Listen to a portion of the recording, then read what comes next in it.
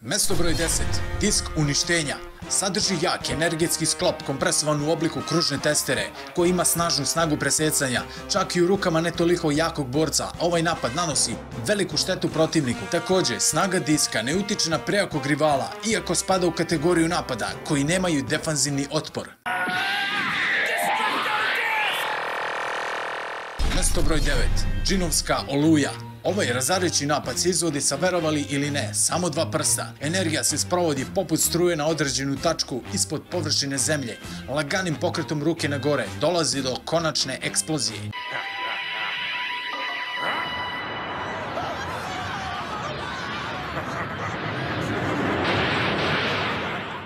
Mesto broj 8. Top unutrašnjeg duha.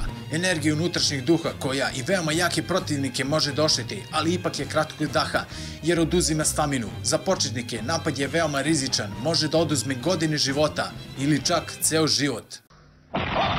Unutrašnjeg duha! Nema ringa, ceo ring je nestao! Ovo je užasna razorna moć. Kamehametalans je sitnica u odnosu na ovo. Mesto broj 7. Savršni bljesak. Sva energija koja se sakupi u 2 ruke spaja se sa drugom te daju duplu snagu i razarajući efekat. Napad je veoma poznat u DB svetu iako je samo 2-3 puta korišćen. Final Flash!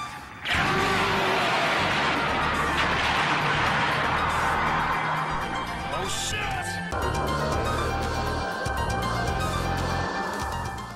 Mesto broj 6. Super Kamehametalas. Jedan od kultnih napada u anime svetu. Za većinu boraca ne spada u zahtevne napade za izvođenje iako je nekima trebalo 50 godina da ga usavrše. Jedan od retkih napada koji ima svoje stepenike jačine, ali u rukama izabranog ratnika nanosi razarajuću štetu.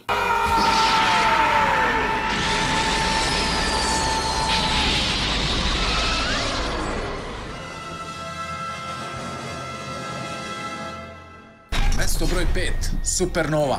Energija se sakuplja samo kažiprstom, ali to može biti varka, jer zapravo uz kratko vreme se pretvara u malo sunce. Supernova je inače naziv iza sunca ili ti zvezdu u svemiru koje eksplodiraju, pa je upravo slučaj sa ovim napadom koji može da uništi planetu za par sekundi.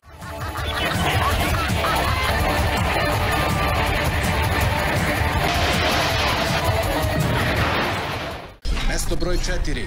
Topovski snop. Mešavina dveju energije daje spiralni izgled, a također i napad koji nema odbranu. Daleko jači protivnik se može poslati na onaj svet. Uslovi za izvođenje su određeno vreme i preciznost.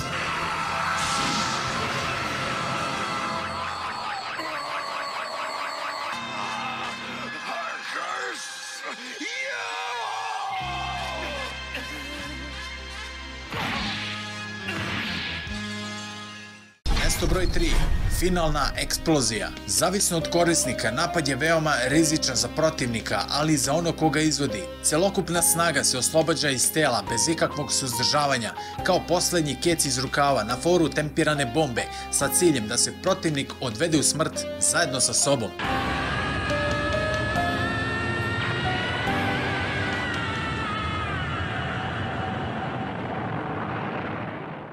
Mesto broj 2. Duhovna bomba. Jedini napad u celom serijalu koji ne zavisi od samo jednog korisnika. Zapravo je jedan ratnik nalik bateriji koje se puni energijom dobrovoljnih davalaca. Sva ta energija običnih osoba čini jednu od razarajućih lopti koja svojom pojavom izgleda božanstveno, ali protivnici ne misle tako.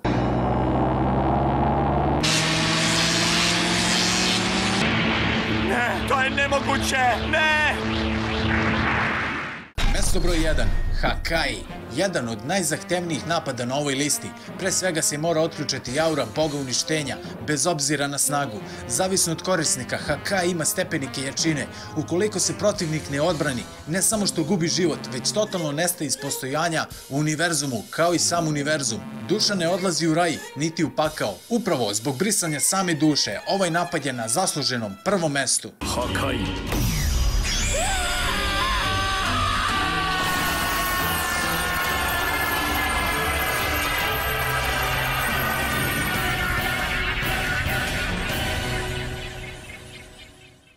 Ako su kojim slučajem neki jači napadi izostavljeni, napišite u komentar, bacite like, sub i bit ću vam zahvalan do neba. Pozdrav!